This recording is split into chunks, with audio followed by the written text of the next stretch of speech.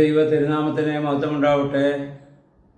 Bible reading പ്രോഗ്രാമിലേക്ക് ഏവരെയും കർത്തൃനാമത്തിൽ സ്വാഗതം ആശംസിക്കുകയും എല്ലാവർക്കും കർത്തൃനാമത്തിലുള്ള വന്ദനം വിനീതമായി അറിയിക്കുകയും ചെയ്യട്ടെ. 1 ദിനവൃത്താന്ത പുസ്തകമാണ് നമ്മൾ വായിച്ചുകൊണ്ടിരിക്കുന്നത്. അതിൽ ഗോത്രങ്ങളുടെ വംശാവലിയാണ് നമ്മൾ വായിച്ചു വന്നത്. 1-ാം അധ്യായം മുതൽ 9-ാം അധ്യായം വരെ ആ വംശാവലിയാണ് പറയുന്നത്. ആ വംശാവലിയിൽ പ്രത്യേകിച്ച് ഇസ്രായേലിലെ ഗോത്രപിതാക്കന്മാരുടെ വംശാവലിയാണ് ആദ്യം പറഞ്ഞു തുടങ്ങുന്നത്. ഈ ഗോത്രങ്ങളിൽ ഒന്നാമത്തെ ഗോത്രം രൂബേൻ ആയിരുന്നു എന്ന് നമുക്കറിയാം. അവനായിരുന്നു യാക്കോബിൻ്റെ ഇസ്രായേലിൻ്റെ 12 മക്കളിൽ മൂത്ത മകൻ. ഇന്നലെ നമ്മൾ ചിന്തിച്ചതുപോലെ ജ്യേഷ്ഠാവകാശം അദ്ദേഹത്തിനായിരുന്നു ഉണ്ടായിരുന്നത്. എന്നാൽ അവൻ ചെയ്ത ഹീനമായ ഒരു പാപപ്രവൃത്തി അപ്പൻ്റെ കിടക്കയെ മലിനമാക്കി എന്ന ഒരൊറ്റ കാരണം കൊണ്ട് ആ ജ്യേഷ്ഠാവകാശം നഷ്ടപ്പെട്ട് പിന്നെ അത് ജോസഫിലേക്ക് പോകുന്നതായി ബൈബിൾ നമ്മെ ഓർമ്മപ്പെടുത്തുന്നുണ്ട്. അങ്ങനെ ജോസഫിൻ്റെ മക്കൾ എബ്രഹീമും മനസ്സയും ഈ ഗോത്രപിതാക്കന്മാരുടെ കൂട്ടത്തിൽ എണ്ണപ്പെടാൻ കാരണമായി തീരുകയൊക്കെ ചെയ്യുകയാണ്. ദൈവം വാസ്തവത്തിൽ വാഗ്ദത്തം കൊടുത്തത് അബ്രഹാം, ഇസ്ഹാക്ക്, യാക്കോബിനാണ്. ജോസഫിലൂടെ വലിയ വാഗ്ദത്തം നമ്മൾ കാണുന്നില്ല. പക്ഷേ ജോസഫിൻ്റെ മക്കൾ ആ വാഗ്ദത്തത്തിന് അവകാശികളായി മാറുന്നു.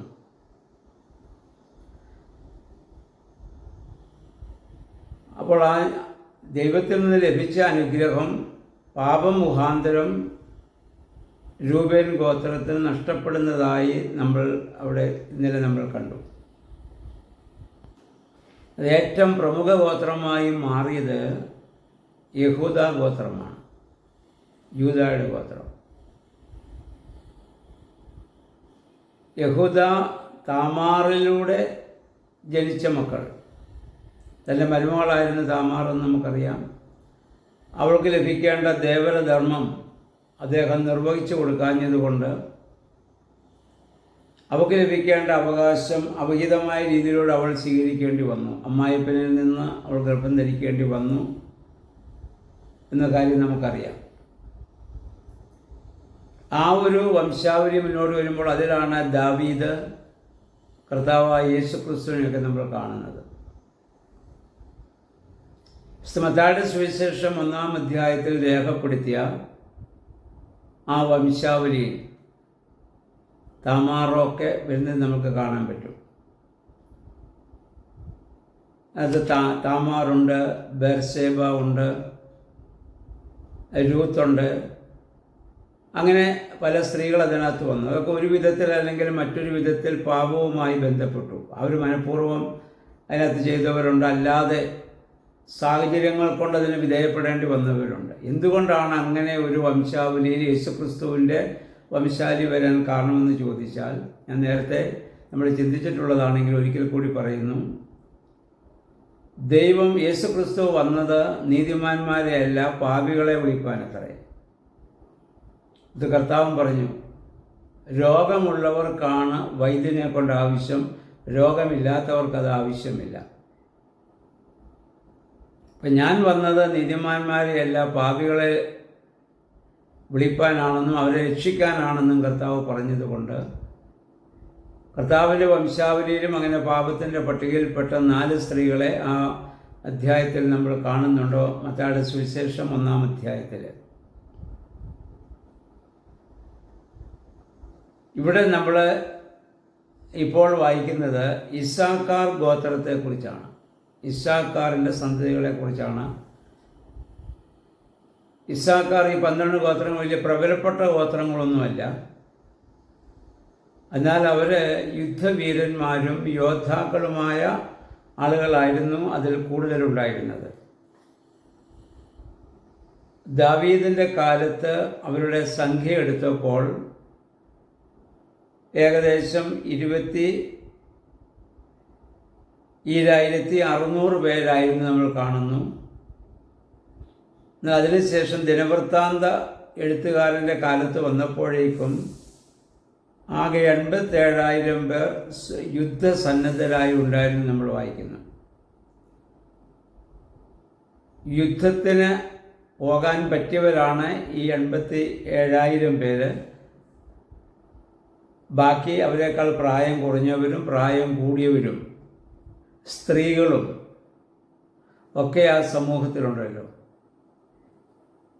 അവരെല്ലാവരും കൂടെ കൂട്ടുകയാണെങ്കിൽ അനേക ലക്ഷം ആളുകൾ ആ കൂട്ടത്തിലുണ്ടായിരുന്നില്ലെങ്കിൽ അതൊക്കെ നമുക്ക് പറയാൻ പറ്റും. പക്ഷെ അവർ മറ്റുള്ള ഗോത്രങ്ങളെക്കാൾ ഉപരിയായി യുദ്ധസന്നദ്ധരും അതിനുള്ള ആരോഗ്യതയുടെ ഗാത്രന്മാരുമായ ആളുകളായിരുന്നു അവിടെ കൂടുതലുണ്ടായിരുന്നതെന്ന് നമ്മൾ കാണുന്നു. കഴിഞ്ഞ ദിവസം നമ്മൾ കണ്ട ലേവി ഗോത്രത്തെക്കുറിച്ച്, പുരോഹിത ഗോത്രമാണ്. യഹൂദ ഗോത്രവും ലേവി ഗോത്രവുമാണ് പിന്നെ കൂടുതൽ അറിയപ്പെടുന്ന ഗോത്രങ്ങളായി മാറുന്നത്. ലേവി ഗോത്രം പൗരോഹിത്യ ശുശ്രൂഷയാണ് ചെയ്തു വന്നത്. നമുക്കറിയാം, ലേവി ഗോത്രത്തിൽ മുഴുവൻ പൗരോഹിത്യ ഗോത്രമാണെങ്കിലും അതിലെല്ലാവരും ബലികൾ അർപ്പിക്കുന്നില്ല. പൗരോഹിത്യ ശുശ്രൂഷ ചെയ്യാൻ വേണ്ടി ചിലരെ അഭിഷേകം ചെയ്ത് മാറ്റി നിർത്തി. അതുപോലെ ഇന്നലെ നമ്മൾ ചിന്തിച്ചത് തന്നെയാണ്, പുതിയ നിയമത്തിലും അപ്രകാരം തന്നെയാണ്. ക്രൈസ്തവ സമൂഹം മുഴുവൻ യേശുക്രിസ്തുവിൻ്റെ പൗരോഹിത്യ ഗണത്തിൽപ്പെട്ടവരാണ്. അതിൽ സ്ത്രീ പുരുഷ ഭേദമില്ല. യഹൂദനെന്നോ യവനനെന്നോ ധനവാനെന്നോ ദരിദ്രനെന്നോ ജ്ഞാനിയെന്നോ ബർബരനെന്നോ വ്യത്യാസമില്ല. എല്ലാവരും ക്രിസ്തുവിൽ ഒന്നാണെന്ന് പൗലോസ്ലീഹ പറഞ്ഞ് നമ്മൾ ഓർക്കുക ഗലാത്യ ലേഖനത്തിൽ. അപ്പം യേശു ക്രിസ്തുവിൽ എല്ലാവരും ഒന്നായിരിക്കുന്ന ഒരവസ്ഥ. ഇവിടെ ഇപ്പം നമ്മൾ ചിന്തിക്കുന്നത് ഇസ്സാക്കാറിൻ്റെ സന്തതികളെക്കുറിച്ചാണ്. അവരിൽ അതിനുശേഷം 6 മുതൽ 13 വരെയുള്ള വാക്യങ്ങൾ നമ്മൾ വായിക്കുന്നത് ബെഞ്ചമിൻ ഗോത്രത്തെക്കുറിച്ചും ദാൻ ഗോത്രത്തെക്കുറിച്ചും നഫ്താലി ഗോത്രങ്ങളെക്കുറിച്ചും. യാക്കോബിൻ്റെ 12 മക്കളിൽ ഏറ്റവും ഇളയവനായിരുന്ന ബെഞ്ചമിന് നമുക്കറിയാം. ദാൻ ഗോത്രം ഒക്കെ കൂടുതൽ ആടുമാടുകളൊക്കെ ഉണ്ടായിരുന്നതായ ഒരു ഗോത്രമാണ്. അതിലായിരുന്നു അവർക്ക് കൂടുതൽ ശ്രദ്ധ. അങ്ങനെ ഓരോരുത്തർക്കും ഓരോ ജീവിത രീതിയും അവരുടേതായ സാഹചര്യങ്ങളും ഒക്കെ നമുക്ക് കാണാൻ പറ്റുന്നുണ്ട്. അതിലെ ഈ ബെഞ്ചമിൻ ഗോത്രത്തിലെ 5 ഗോത്ര അതിൻ്റെ കുലത്തലവന്മാരെ കുറിച്ച് നമ്മൾ വായിക്കുന്നുണ്ട്. അതിനുശേഷം 14 മുതൽ 19 വരെയുള്ള വാക്യങ്ങളിൽ മനശ്ശയുടെ ഗോത്രത്തെക്കുറിച്ചും അതിൻ്റെ സന്ധികളെക്കുറിച്ചും പറഞ്ഞു. മനശ്ശാ ഗോത്രം 2ആയിട്ട് ഭാഗിക്കപ്പെട്ടെന്ന് നമുക്കറിയാം. അതിൽ ആ മനശ്ശാ ഗോത്രത്തിൽപ്പെട്ടവരെ കുറിച്ച് നമ്മൾ വായിക്കുന്നു. 20 മുതൽ 29 വരെ എബ്രഹീമിൻ്റെ സന്ധികളെക്കുറിച്ച് നമ്മൾ വായിക്കുന്നു. ജോസഫിൻ്റെ 2 മക്കളിൽ ഒരാളെന്ന മനശ്ശയും എബ്രഹീമും. മൂത്തവൻ മനശ്ശയും രണ്ടാമൻ എബ്രഹീമുമായിരുന്നു. യാക്കോബ് വാർദ്ധക്യത്തിലായപ്പോൾ അനുഗ്രഹം വാങ്ങുവാൻ